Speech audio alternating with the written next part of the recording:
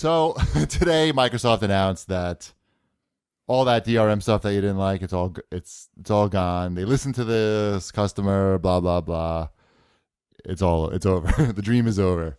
That was a very good explanation of something very complicated. Do I really need to explain the whole thing? No, I don't think you do. I don't think anybody could explain what they had planned in the first place. That was the problem. Yeah. And it's funny to read people's reactions to this today. Like, I wake up to this news and then, the first thing I do is I go on Twitter. And you can really tell a lot by people's reactions. Like, some people are like, oh, that's, Microsoft listened to what people wanted and they gave people what they wanted. And then other people are like, let's never forget how Microsoft tried to ruin the gaming industry and tried to fuck us and kill gaming. It's pretty entertaining.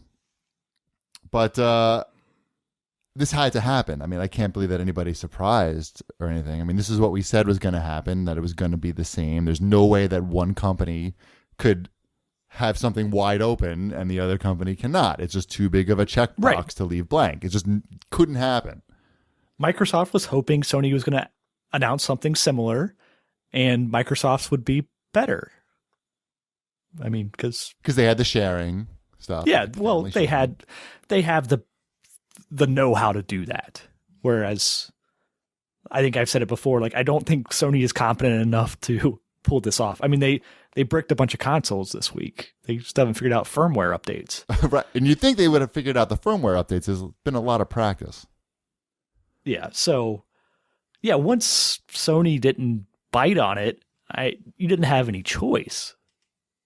I can only imagine the Microsoft execs watching that Sony press conference. Or did they really think, shouldn't they have gone into this decision knowing what they were going to do? Not that they would. I guess there was just no way for them to know. They obviously had a plan from the very start. They had a vision for the console, right? The Xbox One. And they were going to go with that vision no matter what. The problem was, I guess they figured that Sony's vision would be similar, maybe not take things quite as far as Microsoft did, but also not have some of the features that Microsoft had in their DRM scheme. But when Sony announces no DRM scheme, or the same one as PS3, or rather it's up to the publishers, and a cheaper price, Microsoft comes out looking really bad. And you would know that probably, anecdotally maybe, but you probably know that better than anyone, just, by the amount of pre-orders you can see just from your little ivory tower. Yeah, it's up 59% PS4 over Xbox. And it was I think it went higher than that at one point, and the Xbox started to catch up a little bit. But it'll be interesting to see in a day or two what those numbers look like. It takes about a day for it to update. But I'll let you know. It's not, to me, it doesn't come out as a surprise. The only thing that's a surprise is people's reactions. Look at, I favorited a few tweets here. So Jim Sterling wrote on Twitter, the people sincerely believing we should thank Microsoft are the very worst of the humanoid thralls. Really? Are we being a little hyperbolic here? The worst people? The worst people are the ones who get too many t-shirts for free. Right. The worst people are the ones that are thanking Microsoft for listening to the customer. Those are really the worst of humanity. Okay. And there was another guy, I don't know who this is, but it just showed up in my Twitter feed, Kyle22.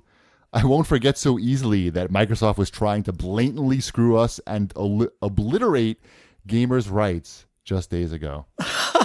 Yes, I'm sure in the meetings at Xbox headquarters, they're saying, all right, we got to obliterate gamer rights right now. I'm sure that these guys aren't just regular people like you and me who have a job to do and go to an office every day and try to do a good job and make a good product. No, they're evil, very evil people. As soon as you get a job at Microsoft, you become evil, and your goal is to destroy the gaming industry. That's probably the likely scenario, not the other thing. Not that they just tried to make a product that they thought people would like, and people didn't like what they heard, and they changed it. That didn't happen at all. I don't know. It's pretty funny.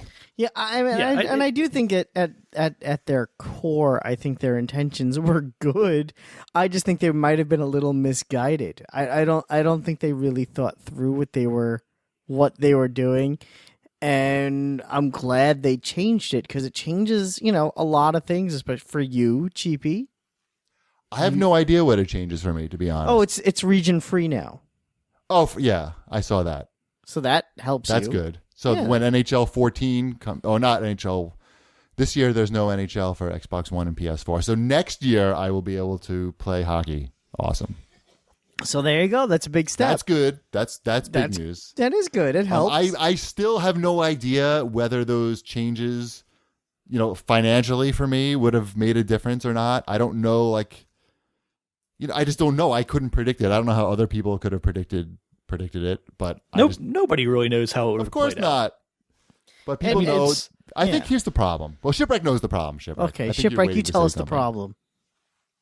Well, I'm not sure what problem we're discussing. I don't either, but Cheapy wants you to say something, so I wasn't sure. Well, I think the main thing was they probably just had all of these good ideas, and they didn't think about whether or not this was a good idea to follow through with.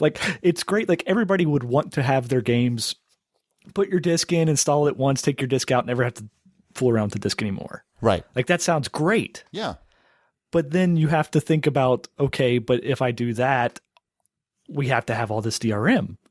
And now suddenly that changes this. It's all of these things that would be great, but aren't necessary. They went for wouldn't it be great if it instantly switched between TV and games and had this, everybody was online. So it was an online community all the time. Right. If you look at the original announcements and stuff, the marketing message they got out there, it was that this is basically like the Jetsons TV, right? Xbox, Netflix, and bam, you're looking at Netflix. Xbox football, Xbox video games, and everything's just instant. They had this vision for an always-on instant console, and to do that, you need to install the games. And a lot of these would be big changes for people, and they make for great options. And I think it's something that work as optional things that I think if they had the both case scenario, I know that you can't do it in an install and get rid of the disc, but the way the 360 is now, you can install the game and but the disc still needs to be in there. I think that is a fine solution that would allow you to maintain all of these other options. No, but it doesn't, because you still need the disc and the drive. That's the whole thing. But they do offer all the games are going to be downloadable, so you can have that still. You can have that. It's just you don't have the different options of where you're going to buy it and maybe sales on stuff. You don't have the consumer options there to get the cheapest version of it. You know what? Still have it installed. Would you be surprised if they sell online codes at stores like Amazon and GameStop? I wouldn't. Not at all. I would be fine with that, especially if they could still get the pre-order bonus kind of stuff.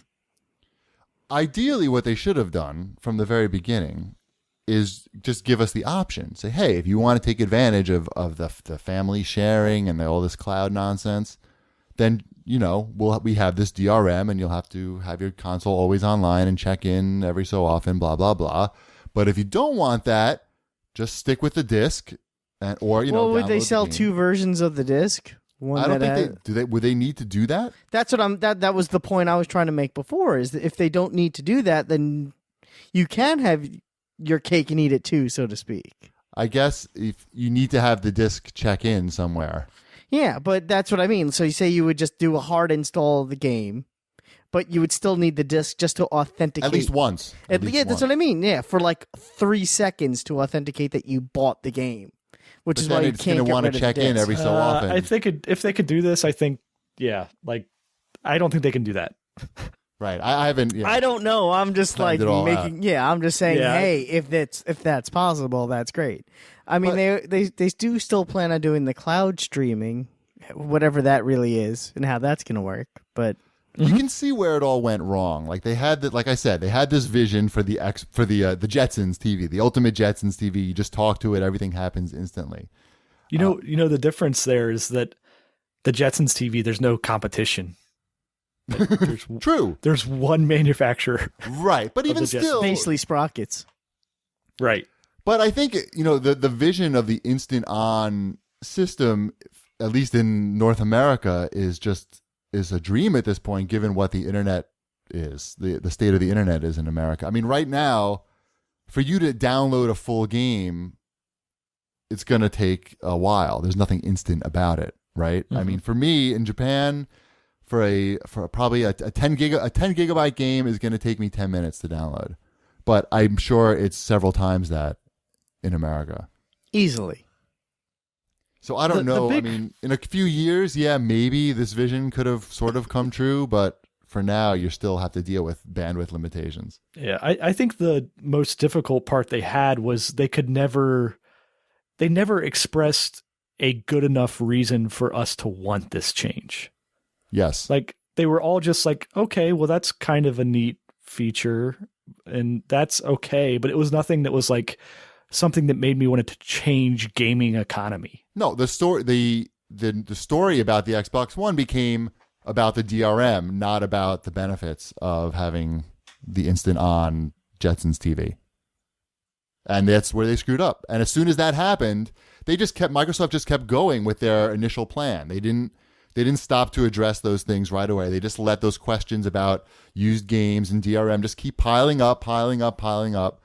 And then it just, that became the story of the Xbox One. And it didn't matter. It's too late at that point. There's no way they can explain the benefits. I'm not saying that there are benefits or one way is better than the other. I have no idea. We don't know. Yeah, I don't know. For me personally, it probably doesn't make a difference because I don't trade in my games now here because, I'm buying like games from different regions and whatnot. So it just doesn't affect me in that way. But they just lost control of the message for Xbox One, and they basically had to do this to gain control again. So that's the story. Yeah. Now people are still saying the price is too high, and yes. I don't think it is. No. I think I know it's hard that the PS4 is $100 cheaper.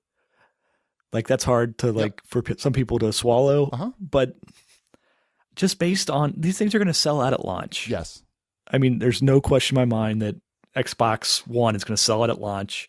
It's got a huge install base that wants to stay with Xbox. Just like the people who enjoyed the PS3 the most this time around, they're going to go with the PS4. There was a large percentage of people that like the Xbox experience and are going to go with the Xbox. Like, they're just not going to be able to make that many in the beginning. I think right. Michael Pachter, the great Michael Pachter, said that there's going to be about 3 million of each console available through launch window, which I believe is like the first 6 months around the world. That's the world. So that's not very many. And I honestly think this day one branding that they're putting on this is not only to encourage people to pre-order, but also to kind of cushion the blow should they have a price drop pretty soon after launch. But you don't get very much for that. You really don't. You don't, but you can still like an achievement and a little letters on the controller. It's something. That's pretty lame. I don't disagree there, but it still is like, well, I have this console that you can't buy now. They should have made the controller a little more special than just putting the words "day one" on it, and that would have been something. Maybe. I mean, I don't personally don't give a shit about those things, but they could always give away a game. Yeah, I was gonna say they could always give away a game. The price. Like, I'm really interested to see if they carry over this Xbox Live change that they touted during E3. I know nobody really wants Fable 3, Assassin's Creed 2, or Halo 3 at this point, but if they can carry over some sort of PS Plus style Xbox Live experience and continue that onto the Xbox One, then then I'm there are things that I'm a little more interested in. I do still prefer that controller, whether it says day one on it or not. You pre-ordered one today, right? Huh? I did pre-order You pre-ordered one today. I did, a day one. Here's the difference between the price thing and the DRM thing. The DRM differences are very, Microsoft had a very difficult problem explaining that shit.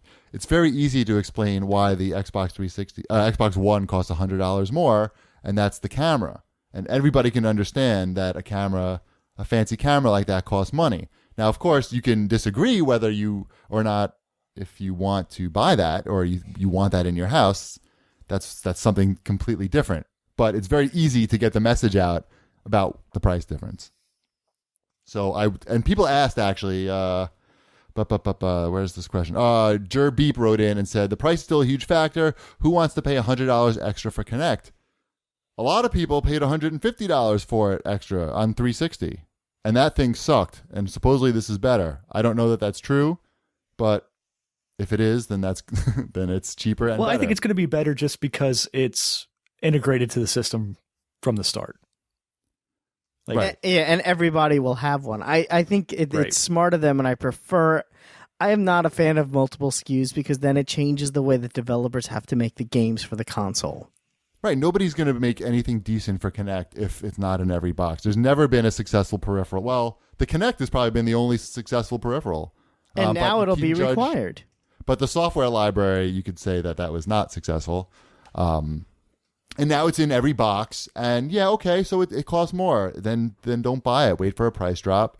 They want to look, they're willing to give up some of their dream of the Jetsons TV. Okay, the DRM stuff, the cloud stuff, they're going to give up on that. Well, they're not giving up on the voice all stuff. the cloud They're not giving stuff. up on cloud stuff. The cloud stuff is still the cloud stuff, and that to me was more exciting than the sharing. Yeah, well, I don't have friends or family, so I don't have to worry about that.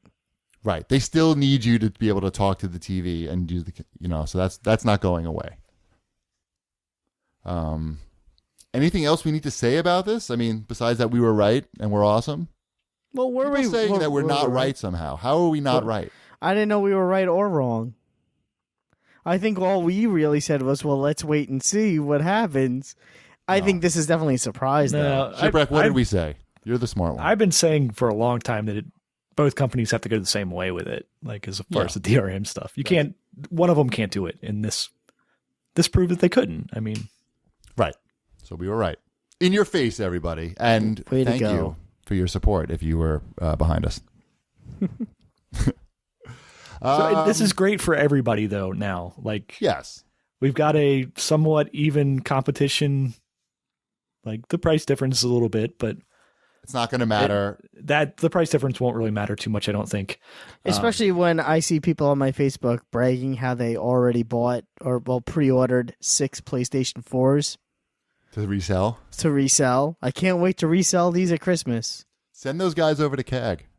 I just think that's it's interesting because if you really want a PlayStation 4 at launch and you haven't pre-ordered it already, you're probably going to wind up spending more than the Xbox One costs. Maybe. But the same thing could be said about the Xbox One if you buy it on eBay. Well, yeah, but there's still, right now, as of this recording, I think it's still very possible to pre-order an Xbox they're both One. available. Everything's available. That's what I mean. So they got, I think the PS4 on Amazon, maybe the launch ones are gone, like the guaranteed release date ones are gone, yes and no. When I was looking at it earlier today, you can get it in a bundle. Yeah. Yeah, so it comes with a game and a PS Plus card. So it's also $499.99. Nice. Mm-hmm. Okay, so there it is. There's the big news. I guess that's good. I don't know. The region-free stuff is great. I'm very happy. And of course, the Netflix stuff is not going to be region-free. You need to... Did we bring up this comment from Gunmetal Jacket? No. Which one? Okay, he asked, do you think some publishers gave Microsoft exclusives or perks for the DRM 24-hour check-ins? If so, how would they react? No, I don't think any publishers were...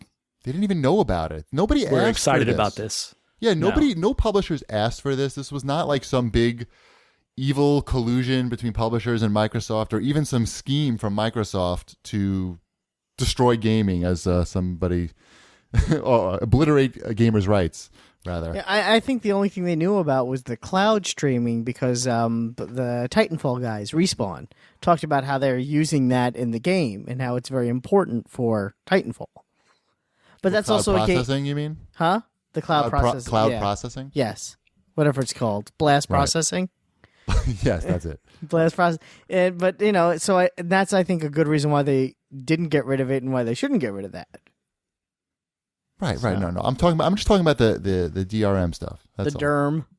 Right, being able to. When I say cloud, I'm talking about like the sharing from the cloud. Your library is in the cloud, and you have 10. You would have had 10 friends and family that could have game shared with you, basically in a limited capacity. I think they said we don't have to worry about it anymore. You don't have to worry about it anymore. It doesn't matter. But it was definitely confusing. Yeah, that was the problem. They could never get a hold of the message, get on top of the message. Yeah. Yeah, and there's still going to be plenty of games that require you to be online. Don't worry, everybody. Yeah, don't worry about that. Like Destiny and Titanfall, which were the two best looking games at the E3.